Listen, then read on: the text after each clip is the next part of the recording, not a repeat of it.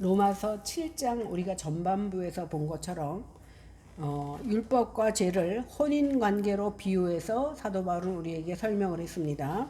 율법 남편이 살아 있을 동안에는 율법에 매여 있을 수밖에 없지만 율법 남편이 죽든가 아니면 부부 중에 누구 하나가 죽어야 그 결혼관계가 끝이 납니다. 그래서 예수 그리스도의 희생으로 인해서 율법에서 자유하게 되어서 우리는 자유할 수 있는 존재가 되었습니다.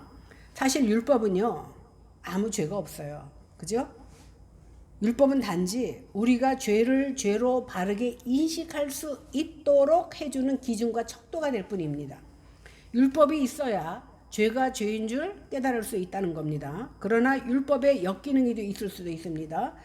율법 남편이 계속 거울로 우리 죄를 비춘다고 해서 매일 싸우면서 살 수는 없잖아요. 그래서 어떻게 중요한 것은 부부가 서로 안 맞아도 맞춰가면서 사랑하는 마음으로 살아야 되듯이 오늘 율법도 하나님이 주신 것이기 때문에 우리가 맞춰 나가야 된다라는 거예요. 오늘 본문 말씀에서 사도 바울은 율법을 지켜야 되는 것은 알고 있지만 선을 행하기를 원하는 나에게 악이 있다. 제가 이 말씀을 준비하면서 나름대로 희망을 가진 게 뭐냐면 우리가 가장 존경하는 인물이 누구냐라고 했을 때 많은 사람들이 성경 인물 중에 사도 바울을 꼽는 사람이 굉장히 많거든요. 물론 이스라엘 사람들은 다윗을 많이 꼽지만 그런데 우리가 존경하는 어쩌면 흠이 하나도 없어 보이는 그 사도 바울의 고백이 오늘 이 사람의 고백이 우리의 고백과 똑같다라는 것을 느꼈을 때 우리는 희망을 가질 수 있다라는 거예요.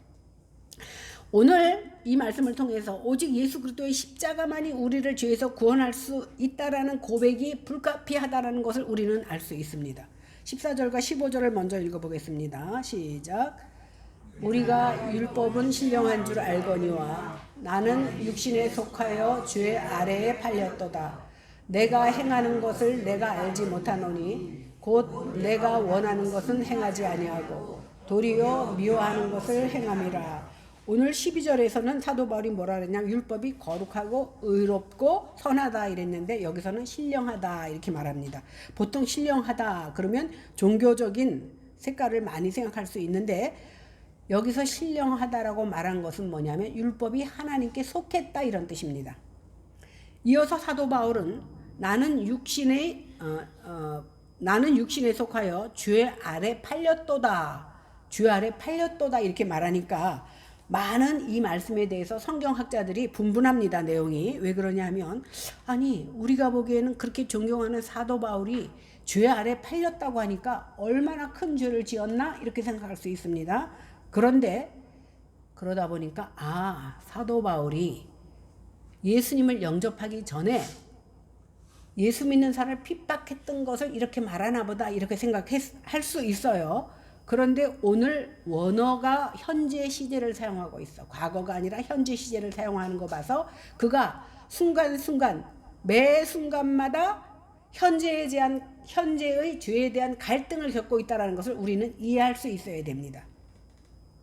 뒤에 22절에 보니까 내 속사람으로는 하나님의 법을 즐거워한다라고 고백하는 것으로 보아서 이미 예수님을 만나고 하나님을 영접한 이후에 한 고백이라는 것을 우리가 깨달을 수 있습니다.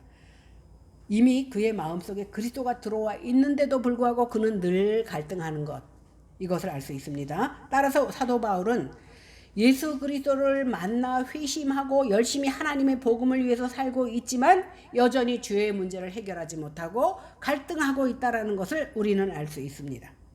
이처럼 회심한 그리스도인이라 할지라도 스스로의 힘으로 율법을 온전히 지킬 수 없는 연약한 존재입니다. 사도 바울이라고 다를 바 없다라는 겁니다. 사도 바울은 하나님의 말씀대로 살아야 하는 것을 분명히 알고 있지만 마음대로 되지 않고 오히려 미워하는 죄를 저지르고 산다라는 겁니다.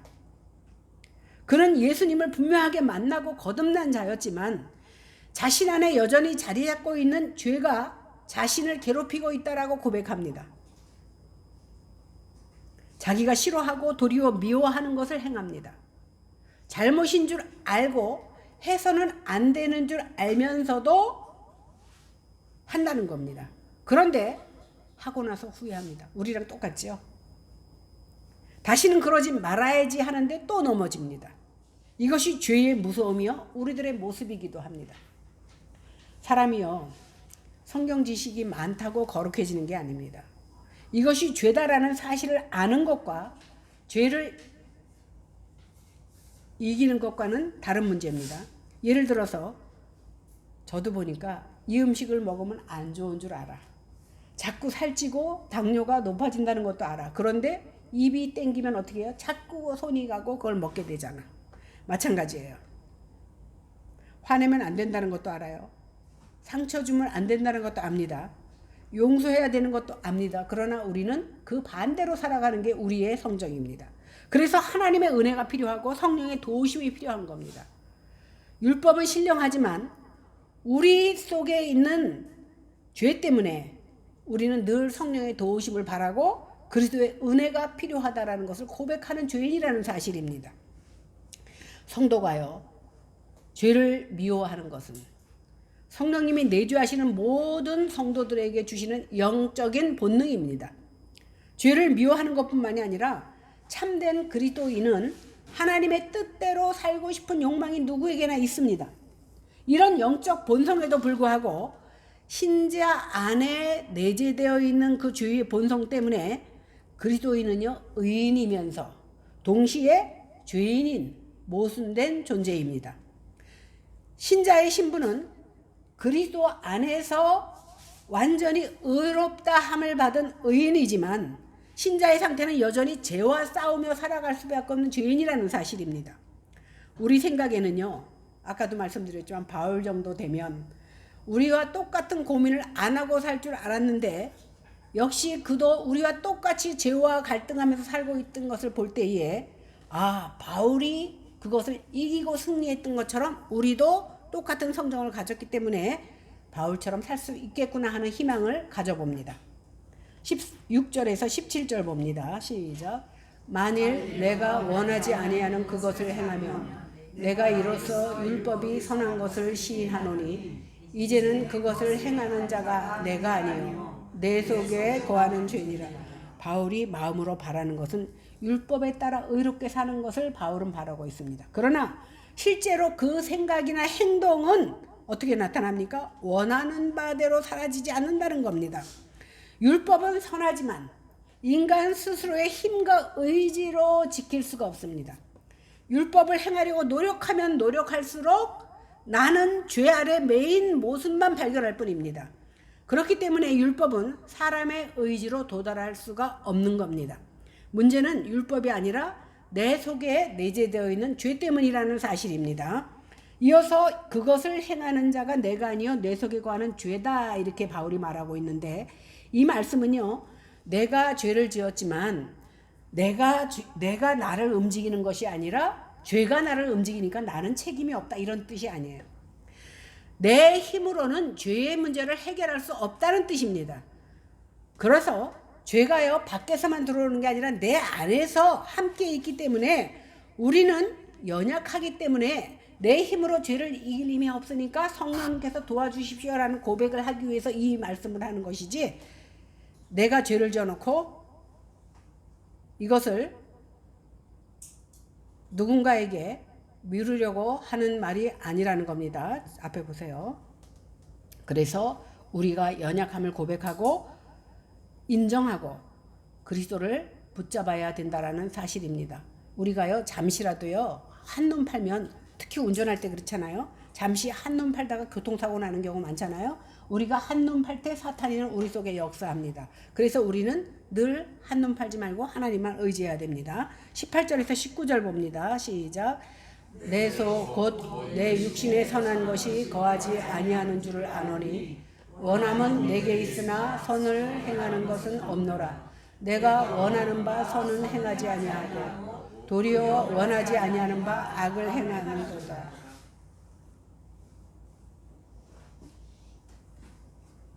18절 20절은요 그 14절에서 17절 말씀을 다시 반복해서 해주신 말씀이에요. 그러니까 내 속에 선을 행하는 의지나 힘이 없다 이 말을 또 반복해서 하고 있는 거예요. 그래서 내가 원하는 것은 선인데 선은 행하지 않고 도리어 원하지 않는 악을 행한다. 왜 사도 바울이 제 말을 자꾸 오늘은 하고 있는지 몰라. 그죠? 제가 겪는 갈등. 저는 가끔 이 꼴로 사는 것이 성도 맞아? 이 꼴로 사는 것이 목사 맞아라고 어떨 때는 잠을 못 이룰 때가 있는데 오늘 내가 하는 고민을 사도 바울 선생님도 하고 계시더라는 거예요. 성도의 신분은요. 영에 속한 자지만 현실적으로는 죄를 대항하기에 무기력한 육신을 가지고 있다라는 겁니다. 이 육신을 입고 있는 동안에 죄는 항상 기회를 타서 성도로 하여금 생각과는 다른 곳으로 가게 만듭니다. 이러한 체험은요, 바울이라고 예외가 아니었던 것 같아요. 수시로 마음은 선한 것을 행하려고 결심하지만 육신이 연약하여 마음이 원하는 바를 실천할 수 없는 것이 문제라는 겁니다. 이러한 사실은 인간 속에 내재하고 있는 부패의 뿌리가 얼마나 깊은지를 잘 보여주고 있습니다. 비록 거듭나서 하나님을 믿고 하나님을 따르고자 하는 결심을 하지만 죄가 연약한 육신을 장악하고 있기 때문에 선한 일을 위해서는 게으르게 된다라는 사실입니다. 이 사실을 깨닫는 거는요. 야, 성도가 무력하기 때문에 포기하라는 게 아닙니다. 무력하기 때문에 더욱더 오히려 주님을 붙잡으라는 그런 의도로 이 말씀을 주신 줄로 압니다. 사람이요, 누구나 선하게 살고 싶어 합니다. 그러나 인간의 힘에는요, 한계가 있기 때문에 그리스도의 은혜와 성령의 능력이 필요한 겁니다. 바울은 선이 무엇인지를 분명히 알았습니다. 선하게 살기도 원했습니다. 마음의 소원대로 그런데 행동하지 못합니다. 집중하세요. 제가 자꾸 신경이 쓰여. 자꾸 이렇게 딴짓 하시면 그쪽에 신경이 쓰여갖고 저도 이게 집중이 안 돼요.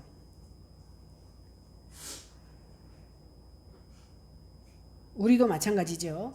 이렇게 해야지라고 결심하지만 실제 생활에서는 그 결심을 지키지 못할 때가 있습니다.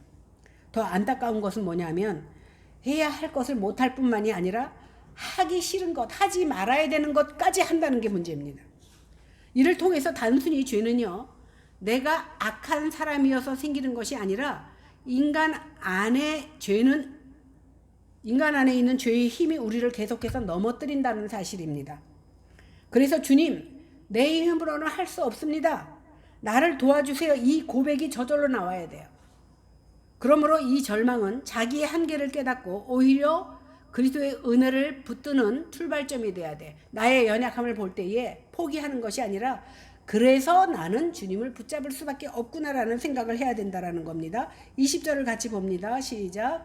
만일 내가 원하지 아니하는 그것을 하면 이를 행하는 자는 내가 아니요 내 속에 거하는 죄니라. 이 말씀은요, 다시 17절에 한 말을 또 하는 거야. 그러니까 제가 같은 말씀을 또 다시 반복하는 이유가 오늘 사도 바울이 같은 말을 반복해서 해주고 있기 때문입니다. 나는 왜 내가 원하는 대로 살지 못하지 하는 고민을 사도 바울이 했던 겁니다. 이렇게 인간 내면의 깊은 갈등을 고백하는 말씀을 통해서 사실 보세요. 죄가 좋아서 죄를 짓는 사람이 어디 있겠습니까? 다 착하게 살고 싶지요. 오히려 하나님의 뜻대로 살고 싶고 선한 일을 하고 싶고 말씀대로 살고 싶은 것이 인간의 본능, 또 성도들의 본능입니다. 그런데 실제 삶에 있어서는 내가 원하지 않는 행동을 하고 하지 말아야 될 말을 하고 마음속으로 수없이 죄를 짓고 삽니다. 그래서 신앙생활을 하다 보면 이런 탄식이 나옵니다. 주님, 왜 저는 이것밖에 안 되지요? 그러면서 이를 행하는 자는 내가 아니요. 또다시 반복합니다. 내 속에 있는 죄입니다. 다시 말해서 이 말은 뭐예요? 주님, 또 저는 죄한테 졌습니다. 또 지고 만 거예요. 이렇게 한탄합니다. 이 말씀은 바울이 자신의 책임을 회피하려는 것이 아니라 내 안에 역사하는 죄의 힘이 얼마나 강한지를 설명하는 거예요. 바울이 그렇게 기도하는 사람임에도 불구하고 죄에게 지고 있다는 거예요. 나는 분명 하나님을 사랑하고 선을 행하기를 원합니다. 그런데 내 안에 하나님의 뜻을 거슬려 그 죄의 세력이 여전해서 지고 만다라는 거예요. 그래서 신자라 할지라도 자신을 믿으면 안 됩니다. 요즘 저는 제 기억력을 못 믿어서 내 기억을 안 믿어요. 그런데 여러분, 우리는 우리 자신을 믿을 것이 아니라 우리 속에 거하시는 성령 하나님의 뜻대로 살아가는 모습이 되어야 됩니다. 죄는 단순히요 밖에만 있는 것이 아니에요. 밖에서만 나를 유혹하는 것이 아니라 내 안에서도 역사하고 있습니다. 그래서 신앙생활을 오래 했으니까 우리보다 죄를 덜 짓겠지. 물론 그런 일도 있을 수 있습니다. 그러나 죄를 안 진다고 장담할 수 있는 인간은 하나도 없다라는 겁니다. 오히려 하나님께 가까이 가면 갈수록 내 연약함이 더 크게 드러납니다. 하나님 앞에 내 부족함이 더 크게 드러나서 고개를 숙일 수밖에 없어요. 잘 익은 벼가 고개를 숙이듯이 내가 하나님을 더 가까이 가면 갈수록 하나님의 은혜가 아니면 내가 살 수 없고 넘어질 수밖에 없는 존재라는 것을 고백할 수밖에 없습니다. 그러니까 이 말씀은요, 우리에게 절망을 주려는 말씀이 아닙니다. 내 힘으로는 죄를 이길 수 없으니까 그리스도의 은혜를 붙들라는 말씀입니다. 우리 안에 죄가 있다는 사실 때문에 낙심하지 않기를 바랍니다. 오히려 그것을 깨닫는 순간이 은혜라는 사실입니다. 내가 나를 이길 수 없음을 인정하고 나를 구원하시고 날마다 새롭게 하시는 하나님을 붙드는 여러분들 되시기를 바랍니다. 이것이 바로 믿음입니다. 21절입니다. 시작. 내가 한 법을 깨달았느니 곧 선을 행하기를 원하는 나에게 악이 함께 있는 것이다. 바울은 반복해서 내 안에 있는 죄로 인해서 원하지 않는 죄를 짓는 그 내적인 갈등을 계속해서 고백합니다. 지금의 우리들도 마찬가지입니다. 그 누구도 죄와의 영적 전쟁에서 완전히 벗어난 삶을 살 수 있는 사람은 없습니다. 그 누구도 죄와의 싸움을 싸우지 않아도 될 만큼 온전한 사람은 없다라는 겁니다. 그래서 늘 근신해서 깨어서 작은 죄라도 경계하며 살아야 됩니다. 바울은 자신의 신앙생활을 돌보며 하나의 반복되는 원리를 깨달았습니다. 나는 선을 행하고 싶다. 그런데 이상하게도 악이 나와 함께 있다. 이 과정에서 바울은 한 법을 깨달았다고 하는데, 여기서 법이라는 말은 모세의 율법이 아니라 내 안에서 반복적으로 작용하는 원리와 힘을 말합니다. 뭐냐 하면, 즉 나는 하나님을 기쁘게 하고 살고 싶은데 내 안에는 그것을 방해하는 힘이 있다는 겁니다. 이것이 중요한 부분입니다. 바울은 선을 행하고 하나님을 사랑하지 않는 사람이 아닙니다. 오히려 하나님을 사랑하고 하나님이 기뻐하시는 것을 하고 싶어하는 사람 중에 하나입니다. 그런데 원하는 것과 실제로 행하는 것 사이에는 크게 간격이 있습니다. 우리도 마찬가지죠. 말씀대로 살아야지, 기도하며 살아야지, 그렇게 살아가고 있지만 현실은 어떻게 돼요? 당장 급한 거 쫓아가느라고 내 할 일을, 하나님께서 원하시는 일을 하지 못할 때가 굉장히 많이 있습니다. 그런데 막상 현실에서 마음먹은 대로 되지 않다 보니까 오늘 바울이 갈등을 겪고 있는 겁니다. 그런데 더 무서운 것은 뭐냐면 악이요 멀리 있는 것이 아니라 나와 함께 있다라는 사실입니다. 그러므로 죄의 문제는요, 환경이 바뀐다고 죄를 안 짓는 것이 아닙니다. 좋은 환경이라고 해서 마음속에 죄가 역사하지 않는 것도 아닙니다. 사람이 없을 때도 죄를 지을 수 없는, 아무도 없는 상황에서도 우리는 마음의 죄가 여전히 일어나고 있다는 겁니다. 그래서 성경은 뭐라 그래요? 우리에게 자기 자신을 과신하지 말라고 얘기합니다. 22절에서 23절 봅니다. 시작. 내 속사람은 하나님의 법을 즐거워하되 내 지체 속에서 한 다른 법이 내 마음의 법과 싸워서 내 지체 속에 있는 죄의 법으로 나를 사로잡는 것을 보는다. 우리의 속사람 그러면요, 거듭날 때 성령님께서 주시는 새로운 마음, 새로운 본성을 속사람 이렇게 말합니다.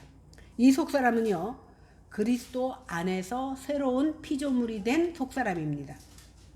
신자 안에는요, 서로 부딪히며 싸우는 두 욕망과 상이한 두 존재가 있습니다. 그것을 마음의 법, 또 죄의 법 이렇게 말합니다. 22절에서는요, 내 속사람이 하나님의 법을 즐거워한다 이렇게 말했는데 23절에서는 또 다른 법이 있대. 나는 하나님의 법을 즐거워하는데 또 다른 법이 있대요. 바울 안에는 서로 다른 방향으로 움직이는 힘이 있는데 그 하나가 뭐냐면 하나님의 법. 또 다른 하나는 죄를 향하고 있습니다. 하나는 하나님을 향하고 있고 하나는 죄를 향하고 있어. 그러니 마음속에서 실제로 전쟁이 벌어지고 있는 겁니다. 그래서 성도에게는 이런 순간이 있습니다. 해야 하는 줄 아는데 한쪽에서는 하기 싫어. 용서해야 되는데 못해. 쟤만큼은 용서가 안 돼. 사랑해야 되는데 그 마음이 안 생겨. 기도해야 되는데 또 다른 것에 마음을 자꾸 뺏겨요. 이것이 바울이 말하는 내적 싸움입니다. 자신의 속사람으로는 하나님의 법을 즐거워하는데 자기 속에 또 한 다른 법이 자신의 마음의 법과 싸워서 지체 속에 있는 죄의 법이 자신을 사로잡습니다. 여기서 곧 마음의 법과 싸워서 지체 속에 있는 자기 죄의 법 아래 사로잡혀 간다라는 말은 뭐냐 하면요. 여기서 싸운다라는 원어는 뭐냐면 전쟁하는 그 원어를 사용했어요. 그러니까 전쟁은 뭐예요? 적군과 내가 싸우는 거. 이렇게 적군과 싸우듯이 내 속에서 싸움이 벌어지고 있어. 그 다음에 사로잡는다는 것은 뭐냐면 전쟁의 포로로 잡혀가는 걸 말하는 거예요. 그러니까 하나님의 법과 죄의 법이 싸우는데 죄의 법이 하나님의 법을 사로잡아 간다라는 거예요. 그러니까 내 속에 하나님의 법도 있고 죄의 법도 있는데 죄의 법이 하나님의 법을 사로잡아서 포로 삼아서 내가 죄짓게 만든다라는 것을 오늘 말하고 있습니다. 이것이 바로 사도 바울이 나도 한계가 있는 인간임을 말하고 있는 겁니다. 그래서 저희가 가끔 얘기하지만 그 천주교의 누구지 제일 높은 사람? 교황 죽잖아요. 근데 교황 그 천주교 법에는 교황 무호설이 있어요. 교황은 죄가 없다. 그럼 죄가 없으면 안 죽어야 돼. 죽었다는 건 뭐예요? 죄가 있다라는 거예요. 그러니까 말이 안 맞잖아요. 왜? 죄의 삭시 사망이기 때문에. 마찬가지예요. 결국 교황이라 할지라도 정말 훌륭한 목사님이라 할지라도 오늘 사도 바울조차도 하나님의 법과 죄의 법이 싸우는데 죄의 법이 오히려 하나님의 법을 누르고 생포해서 포로로 잡았을 만큼 인간이 이렇게 연약하다라는 것을 오늘 보여주는 겁니다. 그러니까 내 결심만으로 이길 수가 없어요. 인간의 의지만으로는 죄의 문제를 해결할 수 없다라는 겁니다. 그래서 결국 내 연약함을 깨닫고 내 자신이 아니라 예수 그리스도를 바라보면서 승리해야 된다라는 거예요. 나는 이길 수 없지만 예수님이 나와 함께 하실 때 내가 승리할 수 있다라는 거예요. 요약하면요. 내 안에는 선한 마음과 죄의 욕망이 함께 존재합니다. 그러나 말씀을 아는 것만으로 충분하지 않습니다. 하나님의 은혜가 성경을 많이 읽었어도 여전히 우리 죄를 짓는 건 뭐예요? 성경을 많이 알아서 죄를 이기는 것이 아니라 하나님이 나와 함께 하실 때 우리가 죄를 이겨나갈 수 있다는 겁니다. 죄와 싸울 때 나 자신만 바라보면 낙심해. 왜? 사도 바울도 하나님의 법이 분명히 내 안에 있음에도 죄의 법이 이겼던 것을 고백하지 않습니까? 그래서 나만 바라보면 낙심하지만 예수 그리스도를 바라볼 때 우리는 소망을 가질 수 있다는 거예요. 그래서 오늘 21절에서 23절 말씀에 보면 우리를 정죄하려는 말씀이 아니라 너희는 죄만 지을 수밖에 없어라고 우리를 정죄하는 말씀이 아니라 하나님 이런 존재이기 때문에 우리는 주님 없이는 살 수 없습니다. 이 고백을 듣기를 원하는 거예요. 우리가 죄인이기 때문에 하나님 내 힘으로는 살 수 없습니다. 주님밖에 없습니다. 이런 고백으로 우리를 인도하기 위해서 이 말씀을 주신 거예요. 24절 봅니다. 시작. 오호라 나는 공고한 사람이로다. 이 사망의 몸에서 누가 나를 건져내리라.